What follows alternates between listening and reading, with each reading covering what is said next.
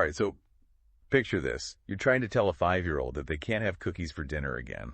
Oh, I know that struggle. It never ends, right? Like they think dessert is an actual food group.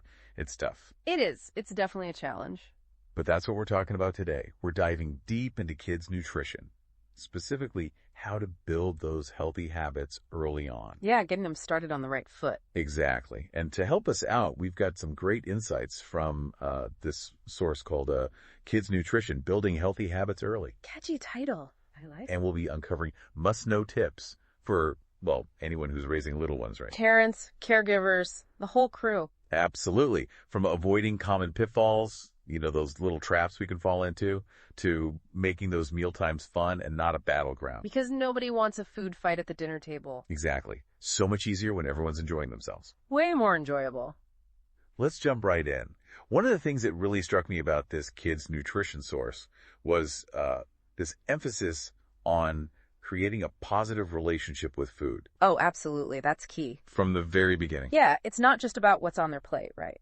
But how they feel about eating in general. Interesting. So we're not talking about like putting toddlers on strict diets or anything. No. It's more about setting the stage for healthy choices later down the road. Exactly. Like giving them the tools to make those good decisions on their own as they get older. I like that. Giving them the tools. That's a great way to put it.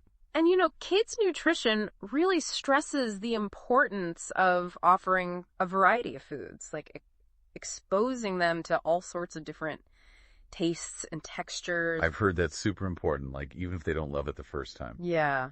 They might not love broccoli today, but repeated exposure is key, The source actually highlights some research that suggests it can take 10 to 15 exposures. Wow.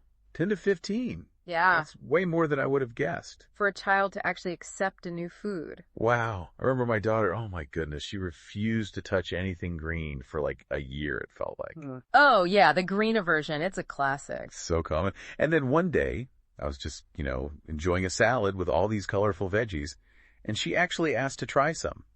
Really? I think seeing me, genuinely enjoying it, it made a difference. That's amazing, yeah. It's incredible how much kids pick up on our cues, even when we don't think they're paying attention. It's true. They're little sponges. They're always watching. So we really got to walk the walk, not just talk the talk. Right? Absolutely, because modeling those healthy eating habits ourselves is so important. And speaking of making healthy eating appealing, Kids Nutrition offers some great tips on making meal times, well, more enjoyable. Like, how do we actually do that? Make it fun. Huh. I know the source talks about involving kids in meal prep, right? Yes, huge one. And, even little ones can participate. I imagine it's got to be age appropriate. Oh, of course. For toddlers, it might be something simple like washing vegetables or picking out fruits at the store. I could see my little guy loving that. Oh, for sure. And as they get older, they can help with measuring ingredients, stirring, maybe even coming up with those creative names for dishes. Ooh, that's fun. Right. It's about making them feel like they're part of the process. It's true, yeah, not just passive recipients of whatever appears on their plates. Exactly. Which actually ties into another key point from Kids Nutrition, tackling picky eating. Oh, yeah, that's a big one. Because by involving them in the meal prep and offering choices, you're empowering them. Giving them a sense of control. Exactly. So it becomes less of a power struggle and more of a collaboration.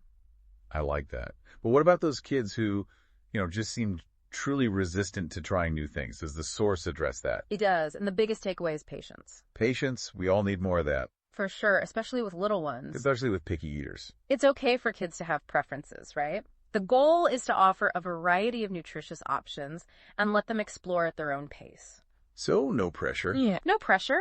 You can try pairing new foods with familiar favorites, presenting them in fun ways, or even just putting a small portion on their plate without any expectation that they have to eat it. So, no forcing them to clean their plates. Exactly, because the more pressure you apply, the more resistance you might encounter. Right, it kind of backfires. It can, yeah. So it's all about creating a positive and relaxed environment around food. That makes sense. This has been so insightful. It's clear that building those healthy habits, it's a marathon, not a sprint. You got it. Starting early, making it fun, and being patient. These are all key takeaways from Kids Nutrition. Absolutely. It's a great resource for parents and caregivers. It is. But here's a final thought-provoking question for everyone listening. Ooh, I like it. The source talks about modeling healthy habits, right? Right. But what message are you sending at mealtimes? even without realizing it? That's a good question. Are you mindlessly snacking in front of the TV? Or are you sitting down, engaging with your family, truly savoring the experience? What you do, it speaks volumes. It does. Actions speak louder than words. And that's something to really think about. Food for thought, literally. Thanks for joining us for this deep dive. My pleasure. Always enjoy these conversations.